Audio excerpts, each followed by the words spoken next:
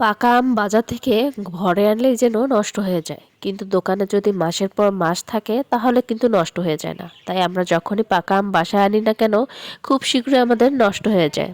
পরিবারের ছোট সদস্যরা বেশি খেতে চায় না, তো পরিবারের ছোট সদস্যরা যাতে আম খেতে পারে এবং আমের সাথে আরও ডাবল পুষ্টি খেতে পারে, সেই পদ্ধতি অবলম্বন করে আজকে আমি ঘরেই তৈরি করব আম পিঠা। সো গাইস, আজকে আপনাদের সাথে আম পিঠার রেসিপি শেয়ার করব। অনেকেই আমাকে কমেন্ট বক্সে জানিয়েছিলেন যে আপু, আম পিঠার রেসিপিটা দিলে ভালো হয়, অথবা আম পিঠার রেসিপি চেয়েছিলেন। তাদের উদ্দেশ্যে আজকে আমার এই ভিডিওটি, যদিও বা অনেকগুলো ক্লিপ আমার নেওয়া হয়নি, সব ক্লিপগুলো নেওয়া সম্ভবও হয়নি। আর সব ক্লিপগুলোর সময়ে আমার ক্যামেরা অবশ্যই অন ছিল, বাট কেন জানি না আমার ক্যামেরা সেগুলো ধরা পড়ে। ক্যামেরাটা ওই সময় আমার একটু অফই হয়ে গিয়েছিল। যাই হোক, আলহামদুলিল্লাহ যতটুকু আমার ক্লিপ হয়েছে ততটুকু আপনাদের সাথে শেয়ার করব।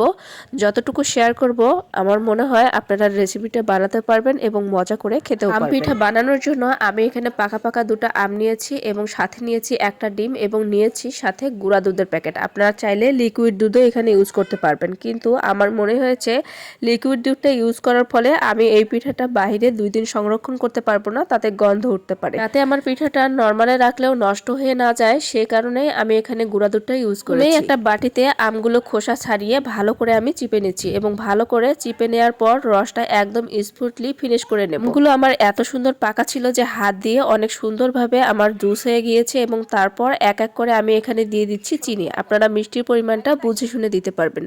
যদিও বা পাকা আমে প্রচুর পরিমাণে মিষ্টি থাকে, তারপরে একটু মিষ্টি দিলে এই পিঠাটা খেতে মাশাআল্লাহ অনেক ভালো লাগে। চিনি দেওয়ার পর আমি আমের জুসের সাথে ভালো করে মিশিয়ে নেব। চিনিটা গলে যাওয়া পর্যন্ত নাড়াচাড়া করে নেব। চিনিটা ঠিক যতক্ষণ আমার গলে যাবে ঠিক সেই পর্যায়ে আমি দিয়ে দেব ডিমটা ভালো করে ফেটিয়ে আবার একটু নেড়েচেড়ে নিয়ে আমি এখানে পরিমাণ মতো ময়দা দিয়ে দেব। ময়দার পরিমাণটা আপনারা বুঝে শুনে দেবেন, যেহেতু আম দুইটা তাই পরিমাণ মতো ময়দা দেবেন। আমি এখানে 1 কাপ পরিমাণ ময়দাগুলোকে ভালোভাবে মিশিয়ে নেওয়ার পর আমার ব্যাটারটা যখন হয়ে গিয়েছে একটু পাতলা থাকা অবস্থায় আমি মধ্যে 1 চা চামচ বেকিং পাউডার দিয়েছি এবং সবগুলোকে ভালো করে মিক্স করে নেওয়ার পর একটা ছোট বাটিতে আমি কিছুটা ব্যাটার এখানে তুলে রেখেছি এবং বাকি ব্যাটারগুলো ফ্রাই প্যানে তেল গরম করে পাকোড়া অথবা বড়া সাইজের করে ভেজে নিচ্ছি। এই সময়টা আমার যাই হোক স্কিপ হয়ে গিয়েছে, তারপর আমি পাকোড়া সাইজের বড়া করে কিভাবে নিয়েছি অবশ্যই আপনারা দেখেই বুঝতে পেরেছেন। দেখেন কতটা ফুলকো হয়েছে, খেতে কিন্তু মাশাআল্লাহ অনেক ভালো হয়েছে। একটা পিঠা আমি গোল না করে লম্বা লম্বা করে নিয়েছি। আলাদা করে ব্যাটার যে রেখেছিলাম সেই ব্যাটারের মধ্যে বারবার চুবিয়ে তেলের মধ্যে হালকা করে ভেজে নেব।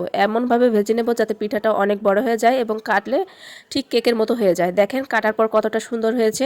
আমি এখানে আম দিয়ে 2 ধরনের পিঠা বানিয়েছি, একেবারে একটা বানিয়েছি পিঠার মতো আর একটা বানিয়েছি কেকের মতো। আলহামদুলিল্লাহ এই 2 ধরনের পিঠাই আমার পরিবারের সকল সদস্য অনেক বেশি পছন্দ করেছে। আপনাদের কাছে কেমন লেগেছে অবশ্যই জানাবেন। আজকের মতো বিদায় নিচ্ছি, সবাই ভালো থাকবেন, সুস্থ থাকবেন, আল্লাহ।